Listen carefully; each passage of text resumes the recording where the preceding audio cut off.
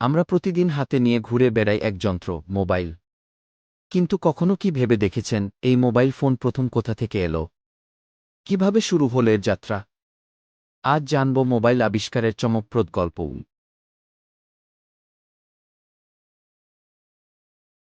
1973 সালের 3 এপ্রিল মার্কিন প্রকৌশলী মার্টিন কুপার প্রথম মোবাইল ফোন দিয়ে একটি কল করেন। তিনি কাজ করতেন মোটোরোলা কোম্পানিতে। সেই ফোনটার নাম ছিল মোটোরোলা ডাইনাড্যাক, আর ওজন ছিল প্রায় 1 কেজি। ধরে রাখতে ছিল কষ্ট, চার্জ থাকত মাত্র 30 মিনিট। কিন্তু তাও সেটাই ছিল যুগান্তকারী, কারণ তখনকার দিনে মানুষ কেবল বাড়ির ল্যান্ডলাইনে কথা বলত। তারপর ধীরে ধীরে 80-90-র দশকে মোবাইল ফোন ছোট হতে থাকে, দামও কিছুটা কমে। আর 2000 সালের দিকে এসে তো মোবাইল ফোন আমাদের জীবনের অবিচ্ছেদ্য অংশ হয়ে যায়। 2007 সালে অ্যাপল চালু করে প্রথমে ফোন, যেটা মোবাইল ফোনের ধারণাই পাল্টে দেয়। স্ক্রিন টাচ, ইন্টারনেট, অ্যাপ, সবকিছু হাতের মুঠোয়।